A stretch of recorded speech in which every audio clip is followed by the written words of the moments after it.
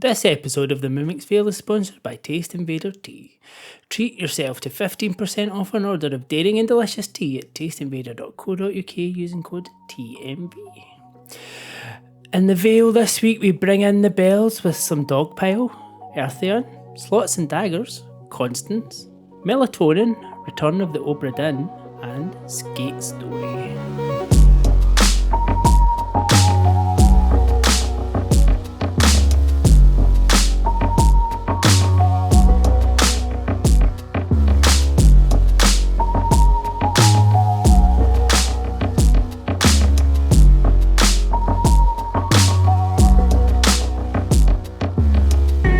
Happy New Year, guys.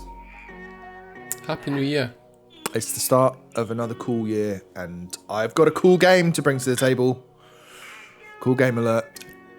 Cool game. Cool game for a cool year for cool gamers. That's right. That's what we're all about. Let's have a cool year.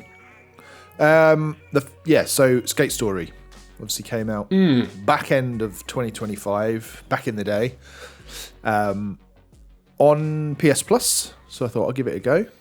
I wasn't really following it during its development. I know it was in development for a while and people were hyped up about it, but I didn't really pay much attention. But because it's on PS Plus, that takes all the guesswork out of things. So I thought I'll give it a go. Yeah. It ran like arse on the PS5 Pro when it first came out. So it ran. So what I did was switched to the streaming version of it, and it was fine. So rather than downloading it and playing it natively on PS5 Pro, streaming it was fine. But now it's been patched and it's all good and it runs as expected on the Pro as well. That's weird that it's streaming it runs better. Yeah, I don't know if that's maybe this. It's probably running at a base PS5 or a PS5 Pro, and it's a hardware configuration issue or something. Yeah. But anyway, they fixed all that up, but there was a whole thing. Matey from Digital Foundry was sort of moaning about it on Blue Sky, but yeah, it's all good now. It's all tickety boo. But this is what is it? What is Skate Story? It is a skateboarding game with a story. Wow, basically, and that's all you need to know. I thought it was a story about ice skating. Unfortunately, not. No, this is very, very much in the skateboarding end of skating, and it's just cool. The presentation and the quirky writing and everything else is really what kind of makes it for me. Like it feels really good to control. That's all great. That's fun, but it's the extra little. It's just so weird. It's so Devolver. I really liked it quite a lot by the end. So you do, you're basically playing as a demon made of glass and pain. And wow, that's deep. Yeah. And you go around basically trying to eat moons in hell. Right. To reclaim your soul or something like that, and all the story is delivered in this sort of odd, poetic kind of style. But yeah, it's fucking weird, the story side of it.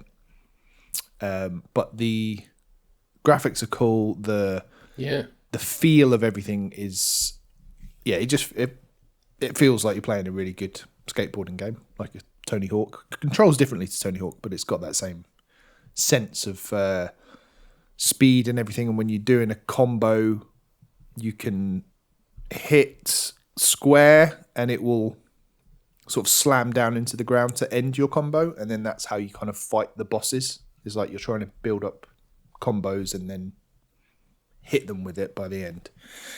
And yeah, it's nice amount of gameplay variety. Different challenges and things. There's a little bit where in sort of classic Tony Hawk style, you have to go out and find some letters that are littered around the world like that. Yeah. In order to help a pigeon who is writing a novel on a laptop that you need to borrow. So it's all just weird stuff like that. But it's, good fun. It keeps things moving. And the music is arguably the best soundtrack of last year. Wow. It's so good. It's by a band called Blood Cultures, who I'd never heard of. But yeah, I've been listening to it since playing this, listening to them. It's the same way as, weirdly, like Tony Hawk put us on to different bands and stuff when we used to play that back in the day. Now I'm like, oh, Blood Cultures. Oh, they're cool. Yeah, and I was like listening to all of their music. So really, yeah, it just ticks all the boxes. If you like skateboarding games and you like that sort of Devolver, what word would you describe Devolver as? Because they've got a certain quality to them, haven't they? Most of their games, sort of an edge. Yeah, that's a good way. Edgy, yeah, edgy. Yeah. And yeah, it's just great. And when you crash into obstacles and you smash to smithereens, and the camera spins round in first person, and it's just, yeah. I mean, it is cool. Like, it's a lazy way to describe it, but it is just very, very, very cool. Or the best way to describe it. Yes, probably that. The coolest way. In fairness, it is a very lazy time of year, so it's allowed. Yeah, let us be lazy. Overwhelmingly positive reviews on Steam. Very good. Only 41 negative out of like 1,200. It's pretty good. Yeah. That isn't bad at all. Pretty good going. Yeah, and I'm sort of struggling to think what the negatives would be. It's not... I mean, I'm not saying I love it. Like, I don't think it's a 10 out of 10. But I think it doesn't do much wrong. I think maybe just stylistically, maybe you might not like the story element of it. Maybe. It seems like there are a few bugs for people that have played it on Steam. That's generally what I can glean from their comments. Yeah, and I think it's just really small development team. I think it's Sam Eng is the person behind it. Yeah, because his name's in the title, isn't it? If you're a skate story by Sam Eng. Yeah, I'm sure there's like additional help as well. But yeah, I did encounter a few bugs. As I said, the PS5 Pro version was balked initially, but I had a couple of moments where I fell through the scenery, where I got sort of stuck under something and had to reload my save and things like that. Oh, but really? Nothing like particularly When bad. we played VR Skater. Yeah, nothing like that. Do you know what? I enjoyed that game, VR Skater. Yeah. It was just full of bugs though, and you just got stuck all the time. Yeah. When it first came out. Yeah, but This looks really cool though. I love that, the look of the person, like glass. yeah, it's It just looks different. like what's it called? Super Hot, Yeah, but a bit nicer. I think you would really like it. Actually, I think it's yeah. If I had to recommend it to one of you, I think you would get a kick out of it, Lewis, because it's dark and it's weird. Do the walls move? There are moving. Do the walls move? I don't know if it goes that far into crazy ideas. It's a no from me. But there are. Yeah, it's just weird. Like, Small rooms. Yeah, the smallest of small rooms, please. yeah, I think I was quite surprised by the variety and different things it asks you to do as well. So yeah, there's obviously those kind of boss battles where you're trying to build up combos and then land it in the little area of the boss. But then there's also sort of high speed sections that you have to blast through to get from one gate to another, and there's timed bits, and yeah, there's just a lot. There's a lot to do, and it never feels like you're doing any one thing for too long, even though you are skating the whole time. It's just, yeah, and I like the weirdness of it. I think that's a big part of the appeal. Certainly played this longer than I played Tony Hawk's 3 and 4 when that came out Okay. earlier this year. You play it exclusively on the Portal? No, I think probably about 75% on the Portal. Did you? Yeah. Yeah, it's good. Looks good on the TV. Whacking headphones on and just, yeah, having that soundtrack. Big fan of the soundtrack. Even if you've got no interest in this game, just listen to the soundtrack. It's a winner. Sounds good. It looks good. I'll try it out. You should. Report back. I'll dust off the portal. It's on my list. It's one I had hoped to have visited by now, but I've not quite got there. But I will try it at some point. But I was never really like Tony Hawk was one of those things that was passed me by, and I think it's all that way back to because I wasn't a PlayStation child. Yeah. And then so skateboarding in general, like the whole genre, kind of passed me by. So yeah, It's not a genre, man. It's a movement. Yeah.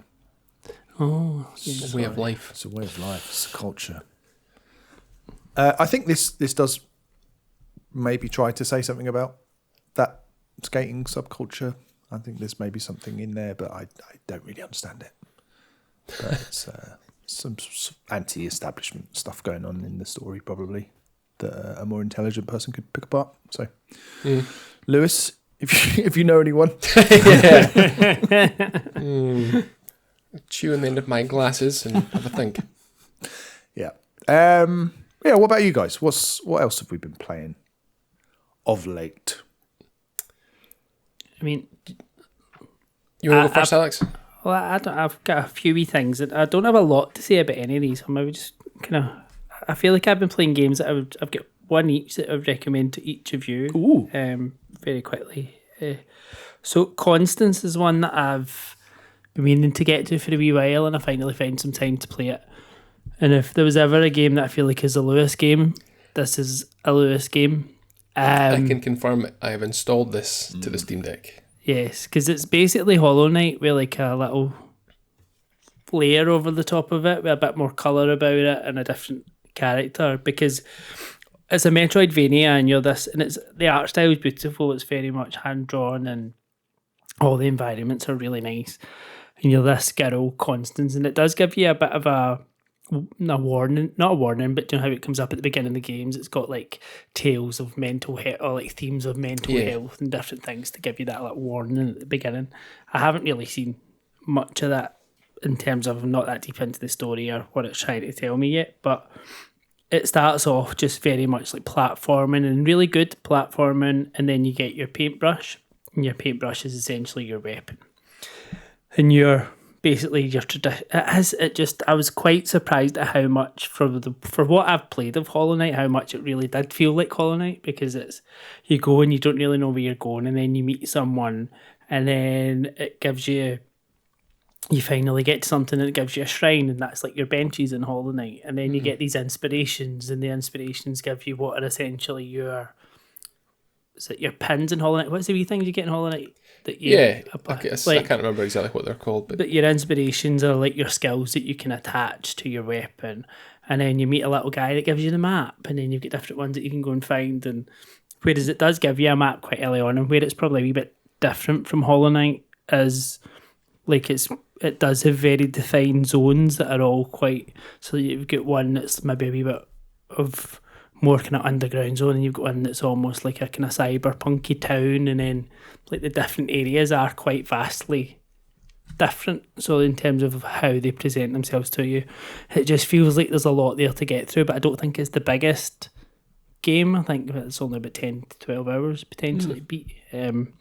But it seems very, very good. I just was quite surprised at how much it felt like Hollow Knight. But it looks like it's Hollow Knight, but happy. Not even happy, just a bit more accessible. It doesn't feel as difficult as Hollow Knight, and it just feels a bit more colourful. It looks like it might be Hollow Knight crossed with Celeste. Yes, it very much gave me Celeste vibes at the beginning. Chico's World as well. Great game. As soon as you said paintbrush then, I was like, I'm back in. I think the things, charms, that's what they were called. Charms, that's the word I was looking for. Yeah. Just had to add that in. So they're inspirations. But yeah, I very much think, Lewis, you would really like this. Yeah, that's cool. It's like the first ability he gets like rather than getting a double jump, it's a dash, so jump and a dash, but you're dashing basically like becoming paint, so that's the effect. It's like purple paint going through things and stuff, and when you find these different like easels throughout the world, and you then that's how you draw your inspiration from these easels, and it's nice. All quite arty, so it's quite nice. So that's the one I think for you, Lewis. And then It looks great, by the way. Yeah, I can totally see why you'd recommend it to Lewis. But yeah, it looks so colourful. I mean, I'm quite enjoying it. I'm going to keep playing it as well, but I think it's very much a Lewis game. And in terms of a Ben game, it's Slots and Daggers. Oh, I love both of those things. So I thought so. But so how I would describe Slots and Daggers, it's almost like a deck builder crossed with a slot machine, but it's not quite a slot machine. So you it's a roguelite in terms of you go into this turn-based battle and you are building your deck, and your deck then becomes what goes through the slot machine. So, and you stop it individually, so it's not like it's not like something like you're hitting and it'll spin and spin and it'll stop all three at a time. You hit stop on each one, and actually there is a window to get the items that you want. So you stopped on the dagger, it would give so many hit points against the enemy that you're fighting at that point in time.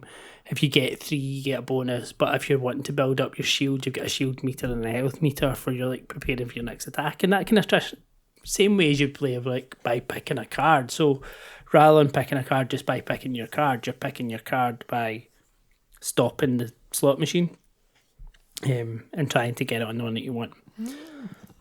And then as you progress, you earn coins. Like, you'll get bonus coins because there's like a dice roll going on at the side at the same time, which I'm not quite sure what it's doing, but every so often it will give you bonus coins. As you build up your coins, that's how you unlock more cards to like get the permanent upgrades as you're going into a run. And you're basically fighting one enemy at a time, and they've got certain things that are vulnerable to in the same way as you are. At the end of each round, your traditional like combat and a turn-based deck builder, but it's very addictive, very, very addictive. I very much think you would like this, Ben. And I know Chris had talked about it in the Discord quite a while back, saying how addicted he had been to it, and I can really, really see why. It's very simple in terms of the presentation and stuff to it. It's like quite dark, quite almost got this sort of not quite it's inscription.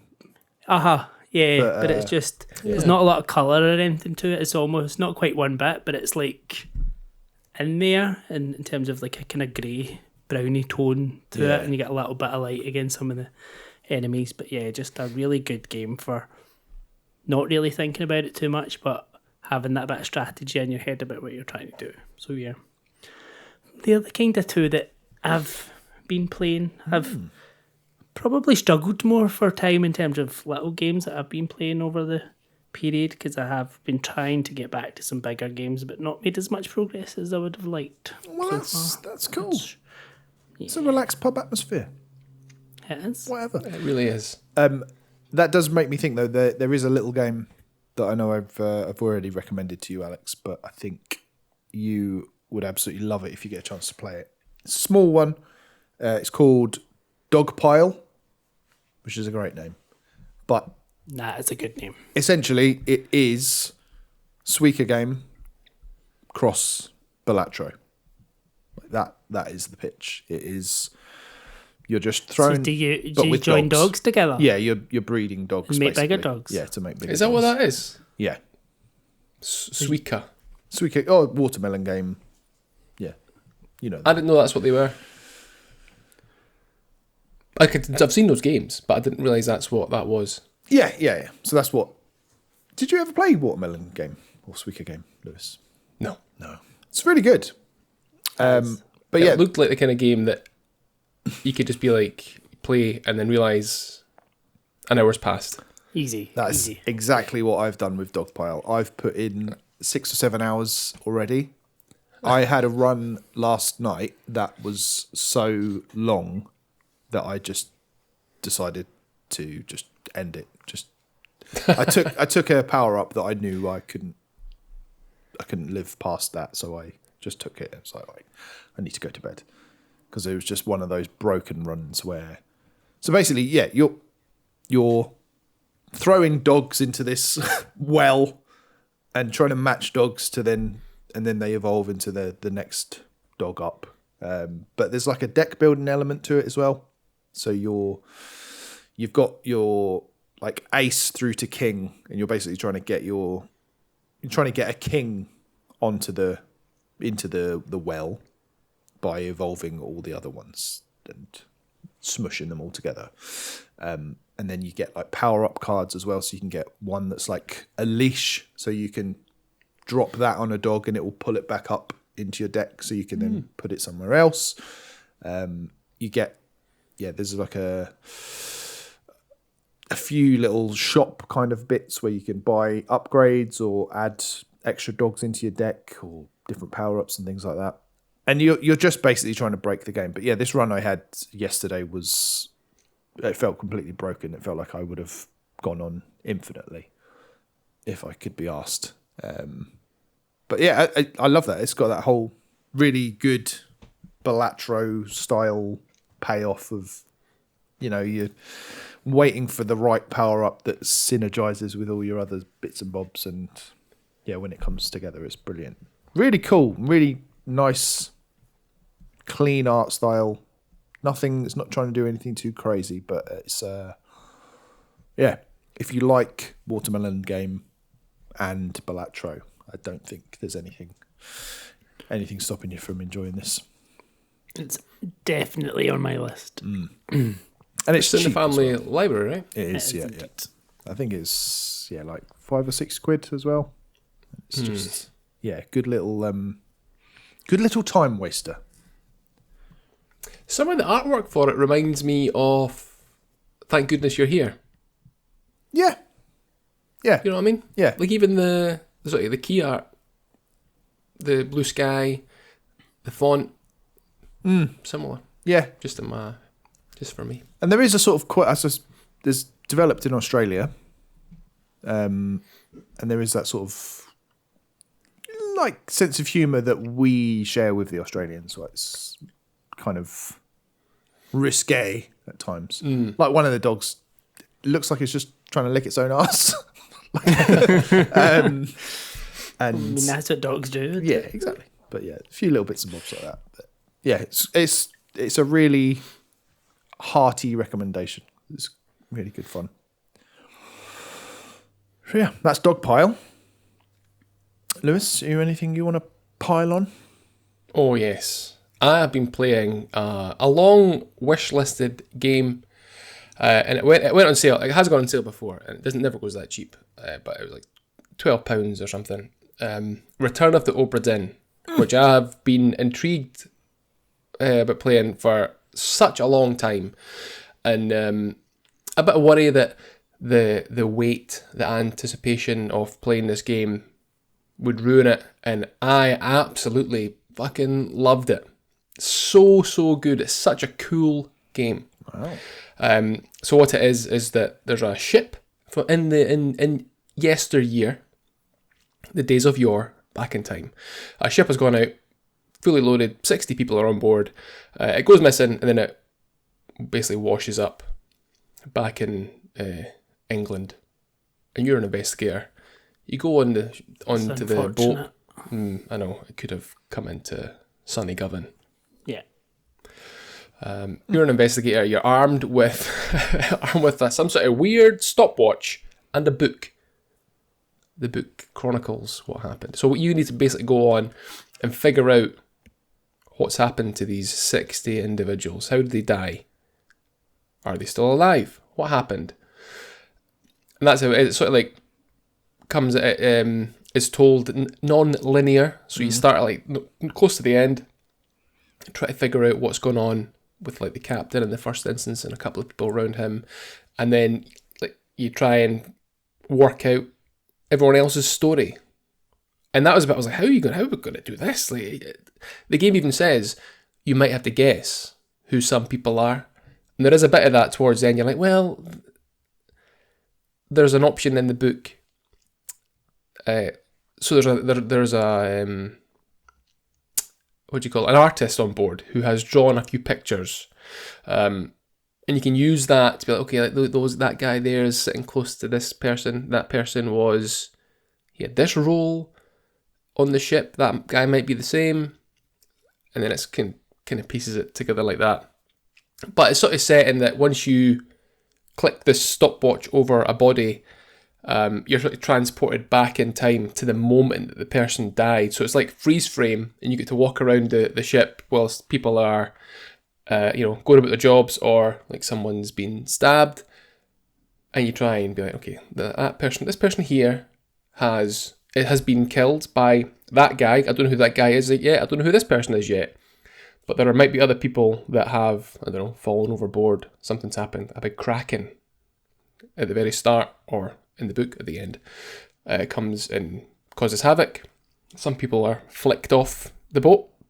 And so you're like, okay, those people they may be drowned. This person's been stabbed. I don't know who they are. I don't know who that is. And you just slowly piece it together. And it's just, honestly, I think it was 2 days, two or three sessions in total to finish it. And I loved every single second of it. I thought it was so good. Wow. I think that's the most enthusiastically you've spoken about a game since Silksong. Yeah. Really? Like, yeah. I think so. It's nice when you get like this. Yeah. I'd recommend it to both of you. Yeah. It's one bit graphics. As we know. You get to change the colour. You can have it in Macintosh, IBM, Windows, Commodore. Game Boy? No, don't be silly. Rubbish. But it's just a cool game, and it's really well voice acted. So there are times when you have no idea who someone is, or you have an inkling of maybe their job on the ship, and they'll come and they'll have an Irish accent. You go, right, so that must be them. And then you go, okay, and this other guy is, someone gets like fucking thumped, and he calls him a Dane, and there's one Danish guy on board. It's like, right, okay, that guy must be him, but who's this guy? And it's so you need to figure out who they are, how they died, and who killed them. Right. So something's happened on board. Basically, a mutiny's happened, and shit's gone awry. Really good, really, really good.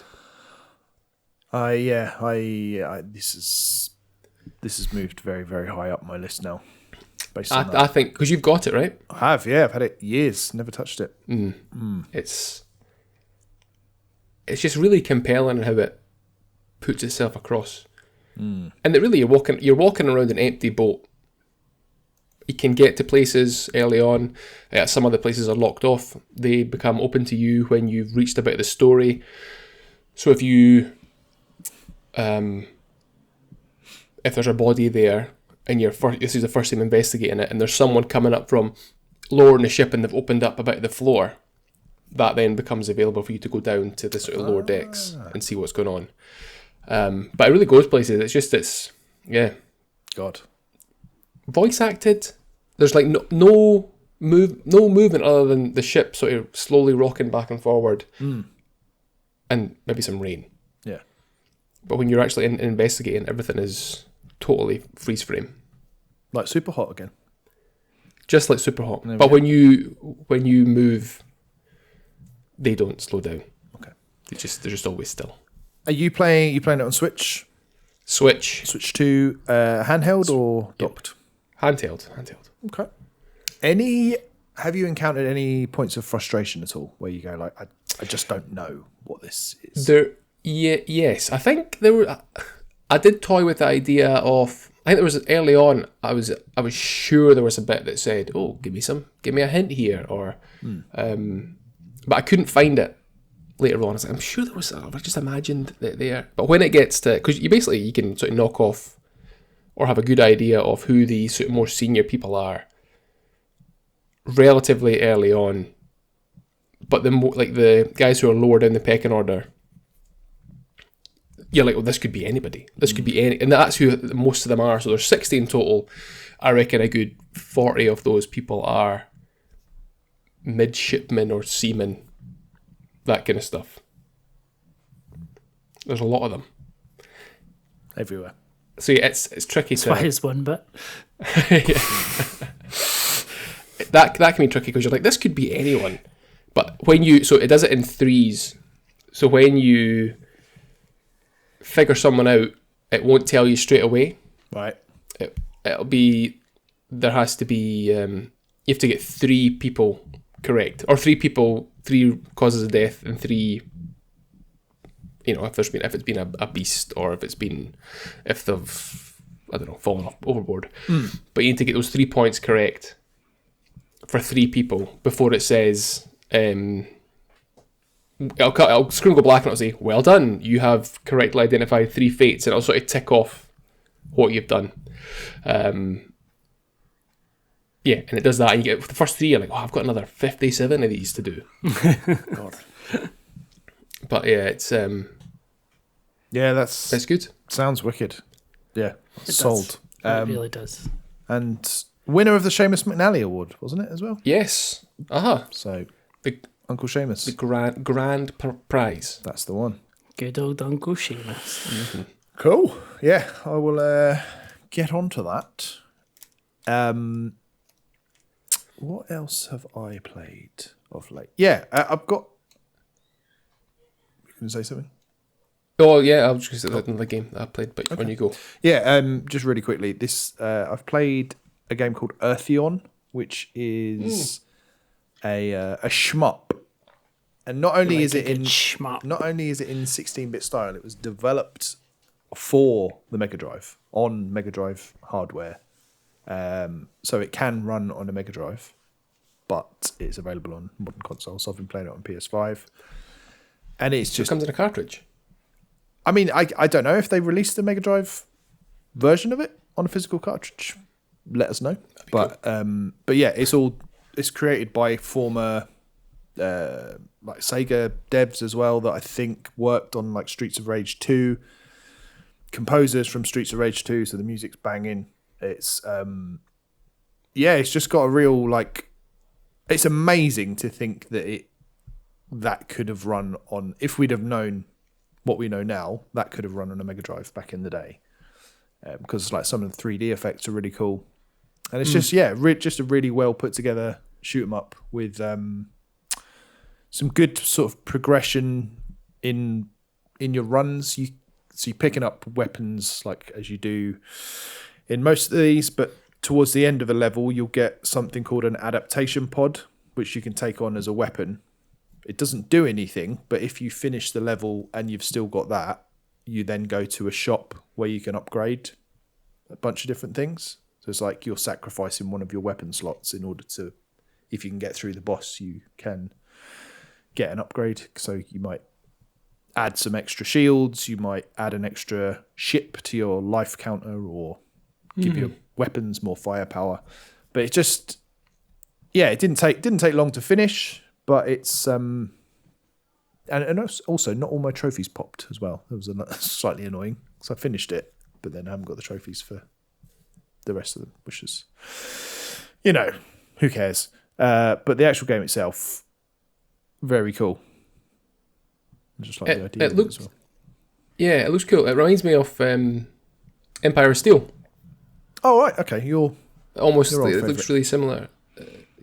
Great music. That's the only experience I have of like a shmup on the Mega Drive. Yeah. Also, I don't think I would know that was called Earthion from. Oh no, the key artwork. art and the font is atrocious. Yeah. It's not legible in the slightest. It's like the logo like a death metal band would use. What the fuck does that say? It's almost Iron Maiden-y or something, isn't it? Yeah. But again, that's like the sort of whole 90s aesthetic that they're going for. And I think they've really nailed that. And it's, besides the fact that that's cool, this even exists, it is actually a really good example of one of these games as well, which I, just love. You just can't beat that as a just pure gameplay, just bullet hell. Love it. It is coming as a Mega Drive cartridge. Is it? Oh, nice. Yeah, it's been pushed into 2026 for this year now. But it is coming as a Mega Drive cartridge. I'd be tempted just because I just think it's such a cool idea to develop games for old consoles, but yet it feels like a modern modern indie game. Really cool. Another one looks lovely. Like when the ship comes in and sort of there's a barrel roll. Yeah. That was possible with the Mega Drive. Yeah, apparently so. And yeah, the only reason I found out about this game, just to give Digital Foundry another shout out, was their end of year roundup of the best graphics of the year, and this was one of their honourable mentions. Was Earthion, and rightly so. Cool. I think it looks incredible, brilliant pixel art, sprites, and all that good shit.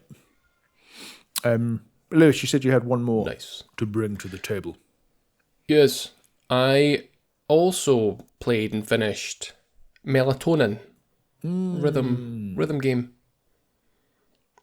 About it's like you're basically asleep and it's your dreams, and it's I thought it was a mighty fine time. Some really good tunes in there as well. Yeah, a lot of pressing A, a lot of pressing L and R. Yep. But I quite liked it because you get that you practice it first, and then you're sort of chucked in to the. I don't know. I'm not a big rhythm game person. Chucked into the scoring option where it doesn't give you the prompts. You've just got to use your, inherent timing ability. It's never let you down yet. Nope, not once. But I thought it was good. Really cool, nice and easy. If you're looking for something that's just don't have to think about it. Yeah. It sort of Saturday. I wouldn't necessarily call it Saturday morning cartoon. Actually, art style. Quite a nice cartoonish. Yeah. Art style, I would say. And a nice sort of purplish hue to everything. It's all just lovely to look at, isn't it? I must be nearly finished with it. I played an hour or so a while ago. Yeah, there are 5, I think 4 or 5 nights, and I think there's 4 levels in each. When we were chatting yesterday, because we had a brief catch up, didn't we, about what we were going to discuss today, and you said Melatonin, I did think about just going in and try and finish it off, and then I saw on the shelf we got some Melatonin as well, so I was like, oh, maybe I'll pop a Melatonin and play Melatonin. And then I thought, no, that's a fucking stupid thing to do. So I did neither. But yeah, it's one of those ones that I've had on my to play list for a long time, and I really should play it. Cracking recommendations all round. Really? Look at us. Yeah. So I will play Melatonin. I'll get that finished off. I'll definitely play Obra Dinn. And Slots and Daggers. I think I'll have a go at that as well. Yeah. And I'll be Obra Dinn and Dogpiling, and potentially Earthioning, to be fair. Yeah. Yeah. I think you'd like that. I'll make Dogpile. I'll Constance. Yep. Look at us. Wow. It's a season of giving and goodwill. Starting the year as we mean to go on. Correct. So let's keep that going, Lewis. Yeah, so let's play, as they say in Swahili. Nadani matakio yi nija yamepoteka katika tafsiri.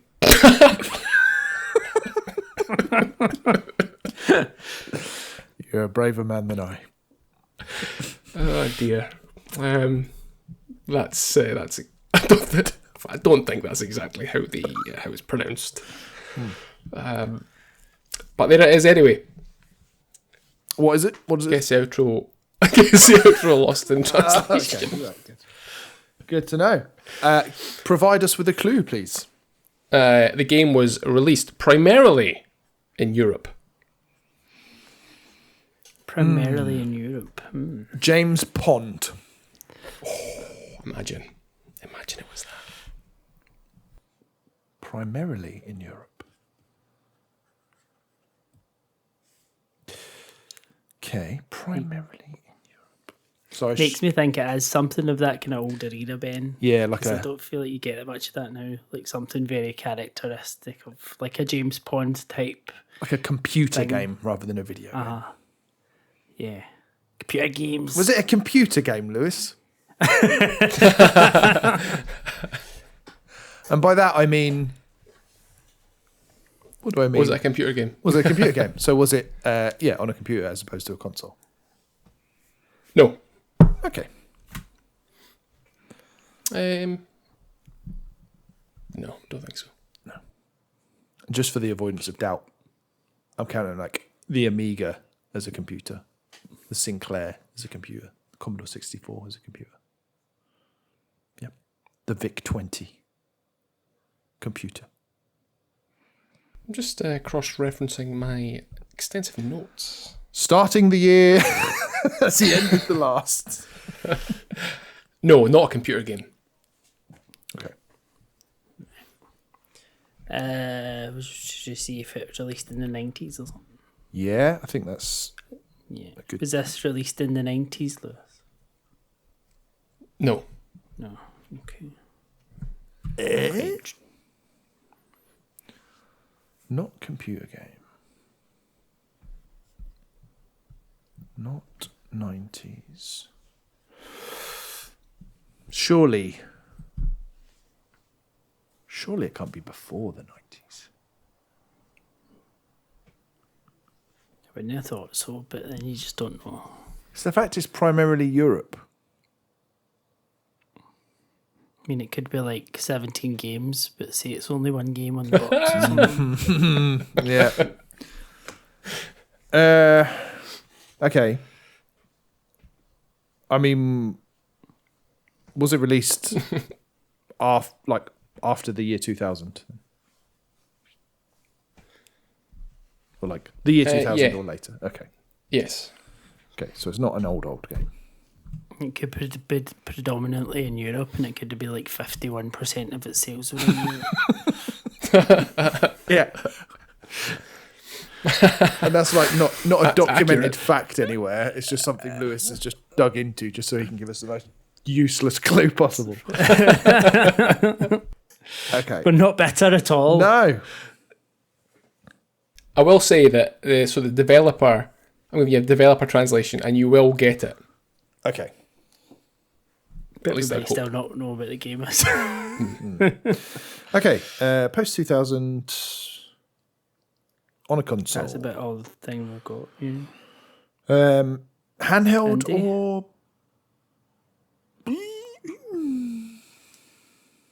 yeah? Doing that'll matter. Like, Is it a home? Was it released on a home console as opposed to a handheld? Okay. So a handheld game. Is that question 5? No, that was me 4 and saying. 5. So a handheld game, and then raising my eyebrows. All right. That's all Okay. that was. so do we want to try and narrow down the handheld, or do we want to, Yeah, do you think like DS or something? Or a Nintendo handheld. yeah, was this released in a Nintendo handheld list? Yes, it was. Okay, we're ready for another shit clue, if you please. Well, prepare yourself. Depending on the platform, the name of the game would change.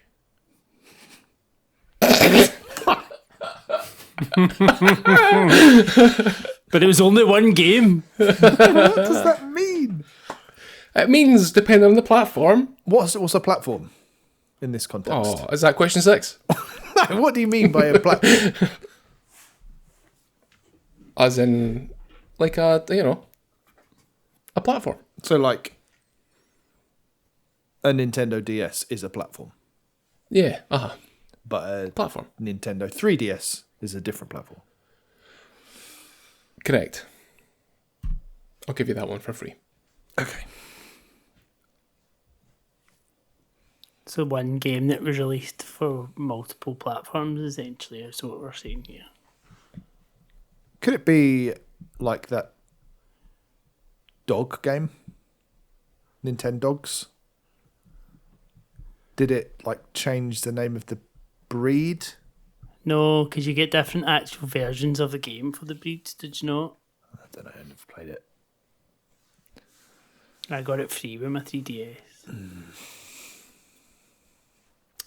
Okay, I'll give you an extra clue. Okay. Because And that wouldn't have been European. so there were the version that I'm thinking of is handheld, Right. but there were console variants of it.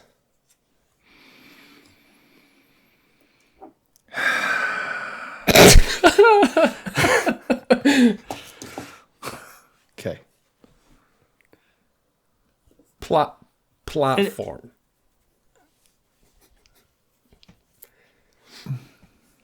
That's a fantastic clue.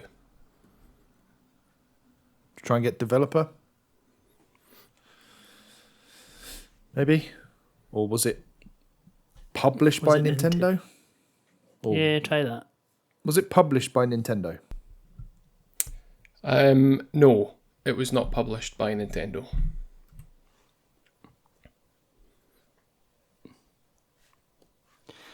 Was it the same game on each of these different platforms? Or was it different versions of the game, if you know what I mean? So was it the same version of the game across the No. platforms? Right. So basically like it's one of these games that like you get a Fortnite for an Xbox version, or it feels like that kind of ported game that must have gone across all the platforms. That's Yeah. What is bigger in that Europe? be, though? Tomb Raider? Is that bigger in Europe than it is anywhere else? Because Americans can't say Lara, can they? What did they say? They say Laura. Alright. Really struggle with Craig's and Lara's. Graham? Yeah, Graham. Graham. No offence. Obviously, Yeah. any Americans listening. Maximum offence. Craig. This is question 8. Are you on? Yeah. I don't even know where I can't think of like a European game. Like, do you know what I mean? You've not got genre or anything like that yet? No. Unless it's like Unless it's like FIFA DS or something. or cricket. Cricket. Brian Lara cricket. Brian Laura cricket, as they say in America. Brain Laura.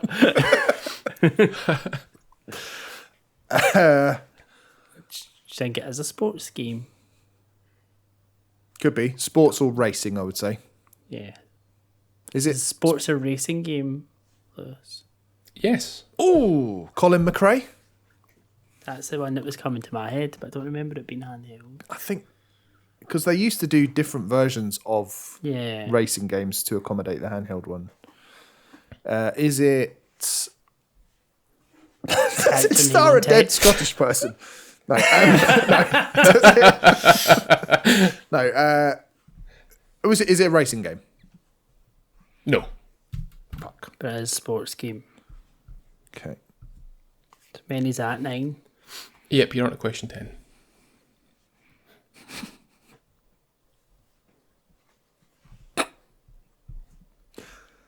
I mean, what kind of sports game would Lewis be thinking of here?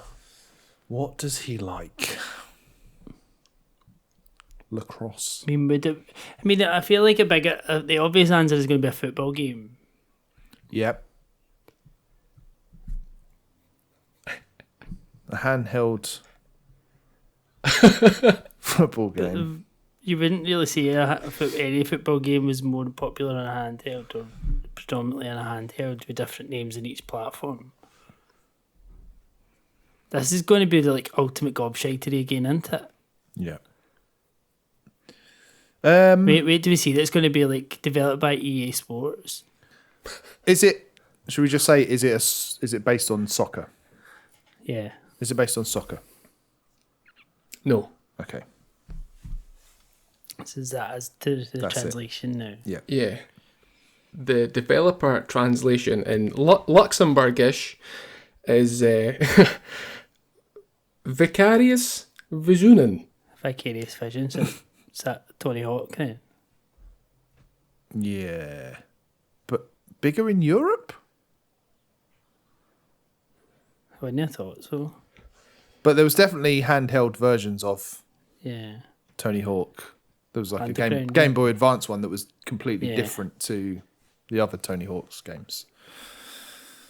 It was just be Tony Hawk. Then they weren't even like one or two, were they? It was like Tony Hawk Pro Skater, Game Boy Advance or something. Yeah, let's just say Tony Hawk's Pro Skater for Game Boy Advance. Unfortunately, not. It's not Tony Hawk for Game Boy Advance. So help me God if it's... No, it's not that. Okay, carry on. You're right with it being Vicarious Visions. Mm-hmm. It's obvious. Obviously, the game is Jimmy White's Cue Ball.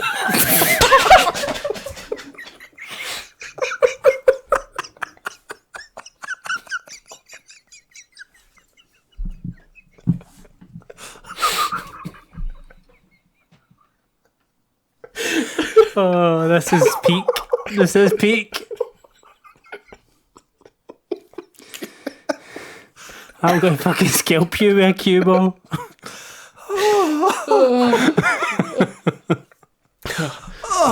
Of course. So the Game Boy Color version is called Jimmy White's Cue Ball, but there was versions on the Dreamcast, the PlayStation. It was called Jimmy White's 2 Cue Ball.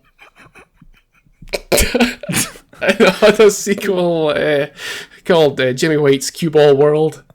I mean, they weren't different names of the fucking platform, they were different games. No, the same game. It's the, what it was. It was the no bullshit. I call bullshit. the console version was developed by Awesome Developments. The Game Boy Color version was developed by Vicarious Visions. Oh dear.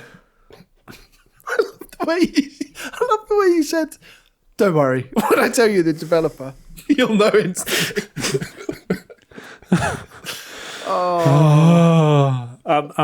That's amazing. Speechless. Jimmy White's... And what why did you choose What this listening game? to this?